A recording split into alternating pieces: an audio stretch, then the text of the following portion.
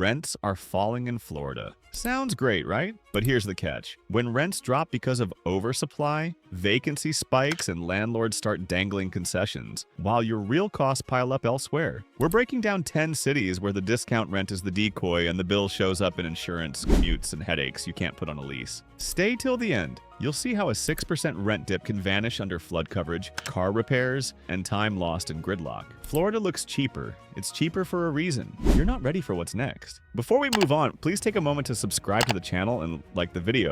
Number 1, Miami. Miami's rents look softer in downtown and Brickell. Feels like a win until you price the storm deductible. The new skyline isn't just for selfies. Luxury towers dumped a wave of units, vacancy nudged up, and concessions turned flashy. 2 months free, covered parking, a gym that looks like a fitness startup's pitch deck with Pelotons gleaming. But here's the catch. Wind and flood coverage in Miami-Dade is the boss level. Property and casualty costs keep climbing, and your landlord doesn't eat it. They plate it. Amenity fees, valet charges, admin add-ons, and renewal jumps that arrive like a surprise birthday you never wanted. Let's break the math. You scored $200 off rent on a 12-month. Nice. Then the add-ons land. $40 tech bundle, $35 valet trash, $45 water sewer, random pest and common area fees. You're out roughly $150 before you even hit your first grocery run. Parking? The promo ends and poof, $300 more because your garage is now premium. Paper discount just turned into a service menu.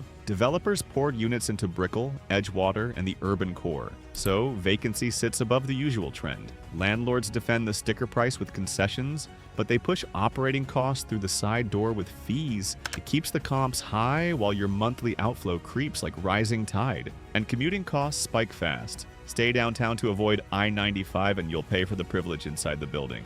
Go 10 miles west for cheaper rent, and you donate hours to traffic plus tolls on the Dolphin and the Palmetto. It's like buying a cheaper phone and getting upsold on chargers, cases, and cloud storage forever. Here's where it gets spicy. After named storms, insurance deductibles kick in, and condo associations can slap on special assessments for repairs. That volatility doesn't just live in board meetings, it slides into your renewal, mid-lease policy adjustments, or that new resilience surcharge you didn't see coming. So Miami looks cheaper on the surface. The real carrying costs lurk in the fine print and the forecast cone. One heavy rain and the garage floods. The elevators get testy, and maintenance budgets swell. Guess who funds that? Not the Pelotons. That 5% rent break you bragged about? It disappears under insurance pass-throughs, tolls, and the steady creep of amenities you barely use. A discount lease isn't a discount lifestyle. The sticker whispers. The invoice shouts. Like this video so the algorithm thinks I'm important. Subscribe because someday you'll want to escape. Let's head to the Gulf side where the rent drop is louder and the bill is sneakier. Number 2, Tampa. Tampa's rent dip looks friendly on the listing. 2 months free, waived admin, look and lease credit if you blink twice. Sounds clean until your commute eats it alive. Oversupply is real across Channelside, West Shore, and the outer burbs. So property managers are tossing freebies like candy. Developers rushed product, vacancy nudged up, and the marketing got louder. The base rate slides, the banners get bigger, and the lease-up teams do their best game show host voice. But here's the catch. I-275 turns into a stress simulator, the Howard Franklin squeezes during peak, and the veterans can feel like a slow treadmill. Think Brandon or Wesley Chapel for that cheaper square footage. Great. Now it's time and tires. Every detour, every fender bender delay, every minor lane closure becomes a line item in your life. Layer in the car costs. Florida auto premiums sit above national averages and Tampa plays along. Windshield chips are a recurring side quest, especially with constant lane work and construction debris. A random Bayshore flood advisory? That's an extra lap around the peninsula while the clock runs and your gas gauge sighs. On the landlord side, new deliveries in Tampa, Ybor, and West Shore boosted vacancy. Rent growth slows, concessions stick, but operating costs stay elevated. So yes, you get the promo, but your building still passes through stabilized expenses in not-so-subtle ways. Let's talk the sneakier charges. Valet trash that nobody asked for. Package lockers that feel like a subscription. The $75 smart home fee to control a thermostat you barely touch. And the infamous pet DNA registration, where your dog's bathroom habits somehow become a compliance program. It's funny until it hits autopay.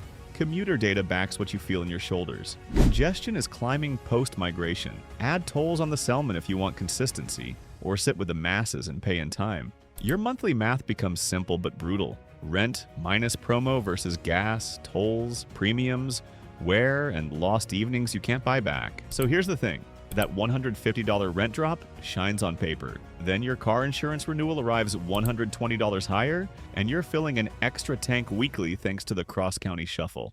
Net? You're upside down before the second month, watching savings drip out of your exhaust. Mini payoff. Tampa's discount isn't a deal, it's a commute tax in disguise. The savings live in the line that says base rent. The pain lives in your calendar and your odometer. If Tampa is a time sink, Orlando is a theme park for fees. Number 3, Orlando. Orlando's rent looks friendly at first glance. Lower numbers on the listing, move-in credits dangling like coupons at checkout.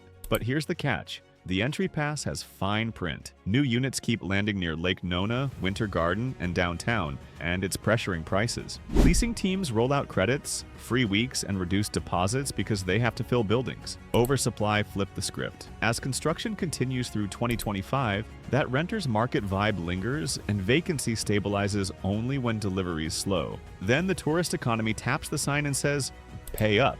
Weekend surcharges hit ride shares and parking. I-4 turns into a rolling theme ride during peak season, and special event rates spill past the parks. You can snag a deal on rent and still drop cash just to exist on a Saturday night. It's real. It's happening. Live farther out to save more, and I-4 will bill your sanity with delays that multiply for no reason. Live close to downtown or the parks, and you're subsidizing clubhouse theaters, lagoon pools, and co-work lounges you barely touch. It's like buying the cheap streaming plan, then paying extra for every show you actually watch.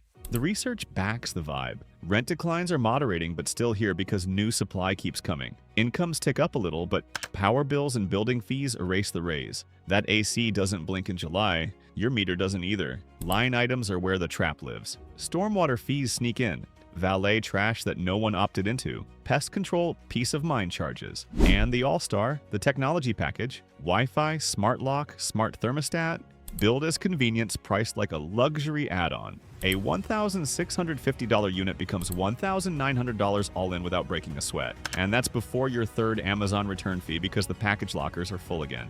Florida's heat turns electricity into a second rent. Extreme heat days push bills higher in summer, and renters feel it in spikes, not gentle hills. You set the thermostat at 75 and your power company winks like, cute, let that sink in. So Orlando's affordability works like a funnel.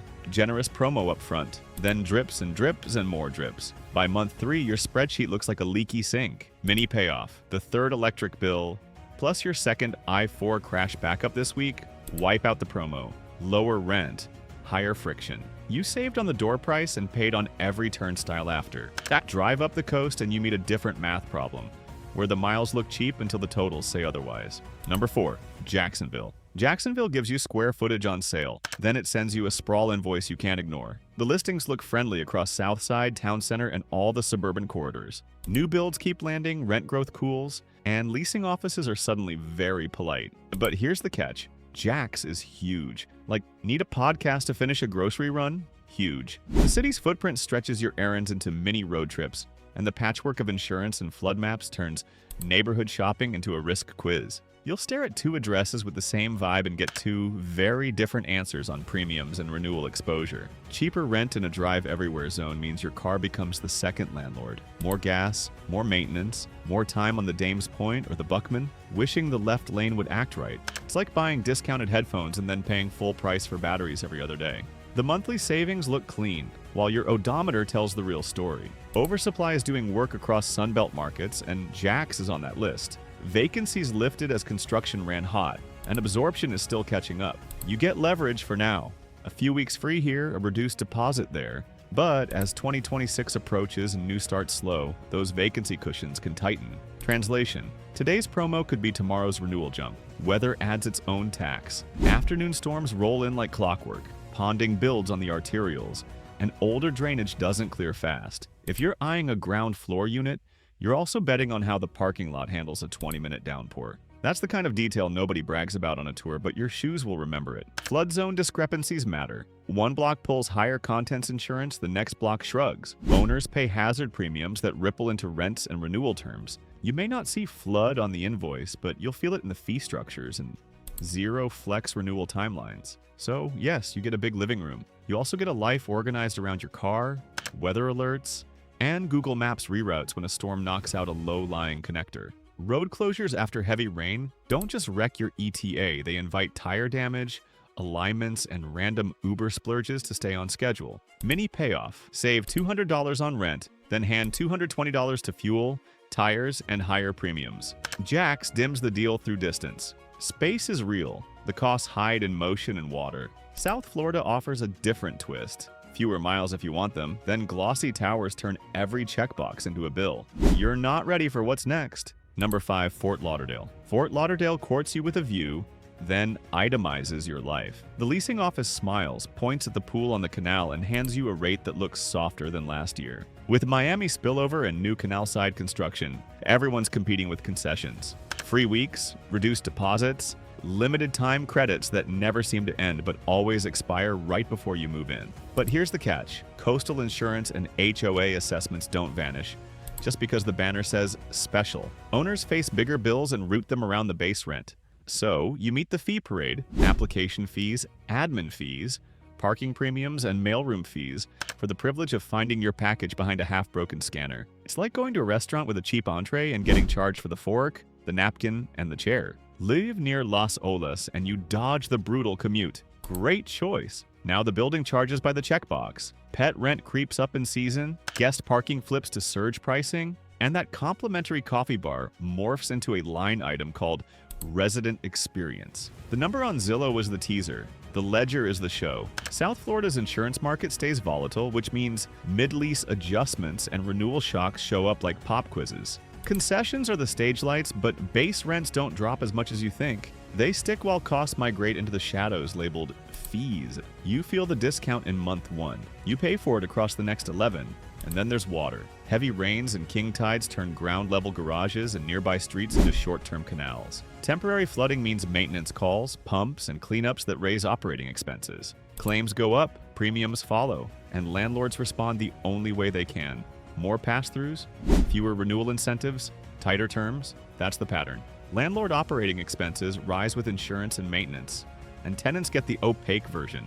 Less wiggle room at renewal, more one-off fees that standardize the experience. Your lease is a base price and a menu. The menu is where the money hides. Run the math. You celebrate a $100 lease discount, and it dissolves under $25 valet trash, $40 tech, $50 package service, $125 parking, plus seasonal rate jumps on anything with a barcode. Lauderdale charges by the checkbox. The water view is real, so is the receipt. Like this video so the algorithm thinks I'm important. Subscribe because someday you'll want to escape. Now to the Gulf Coast where oversupply went from rumor to reality. Number 6, Cape Coral. Cape Coral's rent cuts look generous. The storm math says otherwise. On paper, you're winning. New buildings showed up fast post-rebuild, and the competition dragged asking rents down across Lee County. Managers are dealing, vacancies high, and the lease-up machines are handing out 1 month free like lanyards at a trade show. But here's the catch. Flood risk isn't a vibe, it's a bill. After major storms, rebuild timelines stretch and premiums climb. So landlords play defense, promos get shorter, renewals arrive with tight deadlines and fewer breaks. Security deposits feel sticky, easy in, hard out. You'll think you outsmarted the market until the renewal offer reads like it's from a different building. Cheaper units often sit farther from job centers and across bridges that bottleneck at random. Limited transit means every errand is in your car. Need a doctor, a better grocery, or a decent coffee spot? You're driving, and you're probably crossing a span that either charges a toll or charges your patience. Savings at the rent line morph into a weekly schedule of detours and tire rotations. The research backs the headline, not the fairy tale. Gulf Coast cities like Cape Coral and Fort Myers saw meaningful rent drops because of oversupply. Vacancy sits above the national average. The surge in construction after recent hurricanes created leverage for renters, but it also exposed how fragile the math is when demand wobbles and carrying costs rise.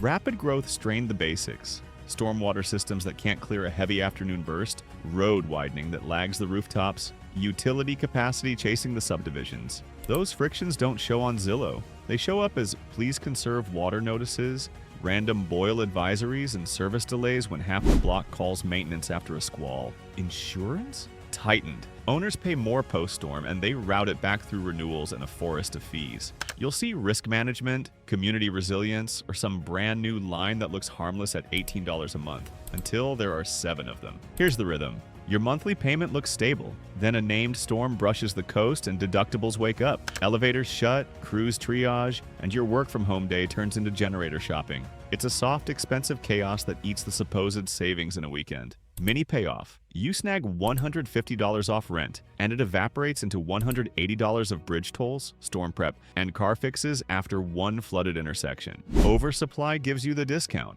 The climate takes its cut. North up the coast, the dynamics keep rhyming with a different accent. Number 7, Palm Bay. Palm Bay sells simplicity at the headline price. It sometimes delivers scarcity the second you start living there. The rent drop is real because new buildings popped up fast and landlords are competing hard. You'll see move-in credits and reduced fees everywhere because the supply wave shifted the balance. It looks like a win on day one. But here's the catch. Public transit barely exists and the city is stretched. Medical and shopping clusters sit in little pockets, not on every corner. Road capacity trails the rooftops, so the cheap rent quickly converts into a car lifestyle with bonus delays. One fender bender on a 2-lane connector and your evening plans turn into a podcast marathon in the driver's seat.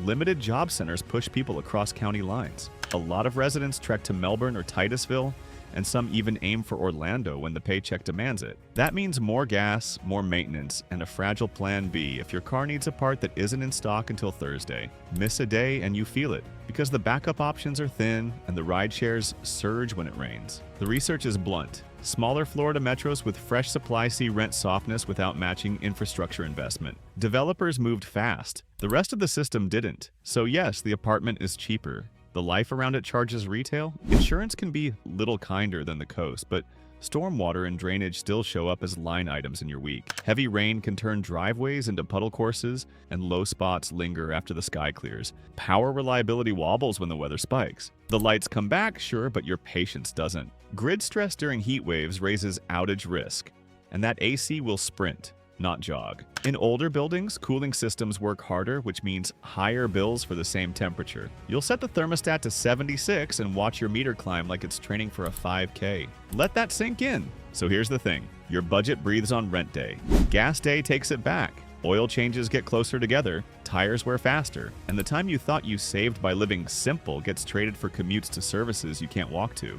Mini payoff. You save $180 on rent and hand $160 to your car and the power company by month 3. The discount depends on your engine and your AC. If either coughs, the deal coughs with it. Central Florida's inland bargains also come with trade-offs, just with a different set of receipts. You're not ready for what's next. Number 8, Lakeland. Lakeland looks smart on paper. Cheaper than Tampa, cheaper than Orlando, and the listings come with cheerful banners. New deliveries and spillover demand flatten the rent curve, so managers toss promos and credits to fill units. You get the welcome gift bag at signing and think you beat the system. But here's the catch. You live between 2 traffic magnets. I-4 runs your schedule, and when it coughs, your day sneezes. One crash and half the state reroutes past your exit. That's not a fluke, it's the rhythm. Commute uncertainty isn't a vibe. It's a cost of living line that steals time, gas, and patience you didn't budget. You can hack it, sort of. Live near the Polk Parkway and you buy back predictability with tolls. Skip it, and the minutes stack up like late fees. Every school pickup, every doctor visit, every random Target run becomes a light calculation. Money for speed or stress for savings. Local services haven't caught up with migration, so the default answer is drive for it and drive more tomorrow. And suburban Sunbelt nodes get these rent breaks when the big metros overbuild. That part is real. Softness spreads outward. The twist is what you pay in time. The commute is the tax collector with no weekend hours. Even when you aren't crossing counties, the heavy corridor traffic raises your baseline costs. Car insurance quotes reflect corridor risk. Shops along the highway price like they know you're captive. Let that sink in. Hidden costs aren't cute. Highway miles chew tires faster. Oil changes move closer together. You find yourself paying a tiny premium for limited local amenities. Gyms, daycare slots, last-minute dining, because the supply is thin and demand spikes at the same hours. It's like snagging a discounted phone plan and getting billed per text. The base looks low. The usage is where the money hides. And I-4? It's among Florida's most crash-prone corridors. That means your ETA is more of a suggestion than a plan. Late arrivals turn into real dollars. Missed hours, rescheduled appointments, rush childcare, extra fuel. The spreadsheet never shows the frayed nerves from another standstill at mile marker who even knows. Here's the thing. Lakeland is an affordability hedge that leaks. You win the rent line and give it back through the windshield. The midpoint is also the bottleneck. Mini payoff. That $200 rent savings melts into $200 of tolls, fuel, and maintenance by month 2. Takeaway: you didn't escape the big city bill, you just split it with your car. The next spot sells serenity at a price you don't see on Zillow. Number 9, Deltona. Deltona hands you affordable keys and then hides the exits. The listings look friendly because new units keep popping up from Orlando Daytona spillover. Oversupply pushed managers to compete, so rents cooled and promos showed up. You get the win at signing, the twist shows up once you start driving. Jobs? Limited nearby. Most people chase paychecks on I-4 or down SR 415, and that means you live by highway mood swings. Patchy transit gives you almost no backup. A stalled semi or a lane closure on the local arterials and your day rearranges itself. The fuel light becomes part of your calendar. The maintenance light joins the group chat. The small town vibe feels calm until you need a specialist or a late night pharmacy. Healthcare options thin out. Grocery choices narrow. Delivery apps tack on fees like they're tipping themselves. And service charges rise when demand spikes in the same 2-hour window. Your cheap rent budget starts leaking in annoyingly small but relentless drips. Here's what the broader pattern shows. Peripheral inland markets benefit when the big metros overbuild, but the roads, clinics, and buses don't scale at the same pace. Developers ran fast. Infrastructure jogged, so you're in a place that looks affordable because it is, until you add the cost of moving across it. Then summer arrives and your AC becomes a full-time employee. Older building envelopes leak cold air like a bad subscription. Always on, never satisfying. Those units you called a steal can be energy hogs. You lower the thermostat and the meter climbs like it's training for a marathon. Let that sink in. Energy burden rises when heat extremes hit older construction. Renters underestimate total housing costs because they only look at the line labeled rent. In Deltona, the bill hides in electricity and commuting. It's like getting a discounted gym membership in a city with 1 treadmill. You pay with time while the meter runs. So here's the thing. The discount rent is a trade. You swap amenities for isolation and bet that your car won't pick a bad week to need brakes. You trade choices for prices, then pay to bridge the gap. Mini payoff. You pocket $170 on rent and hand $150 back to your car and the power company by month 3.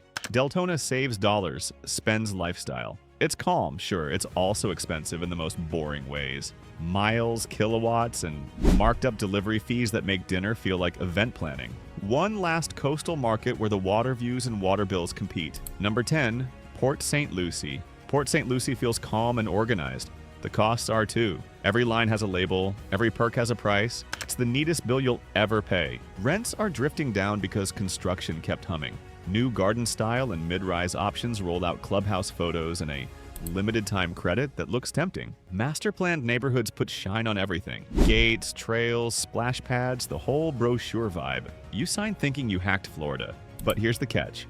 That HOA-style amenity model turns into monthly nickel and dimes, community fees, key fob fees, pool access, maintenance, strict parking rules that make your second car a revenue stream, nightlife and job diversity, limited in town so you drive for both, which means discount follows you onto the highway and starts collecting interest. Flood zones don't scream here like they do in headline cities, but heavy rain still tests drainage. Some ground floors and lots become temporary lakes after a hard downpour. It's inconvenient on day 1 and expensive by day 3 if your car sits low or your storage closet sits lower. That's not paranoia. That's the receipts talking when the next insurance renewal lands. The broader pattern fits the Sunbelt playbook. More supply, softer asking rents, vacancy nudging up, concessions targeting lease up. You get the free weeks, you also get the fee menu. Landlords defend the sticker while slipping operating costs into the side columns where you don't comparison shop as much. Now the boring money starts to shout. Florida car insurance is elevated, and Port St. Lucie doesn't escape it. Add inter-county commutes on the Turnpike or I-95 and your monthly budget grows toll teeth.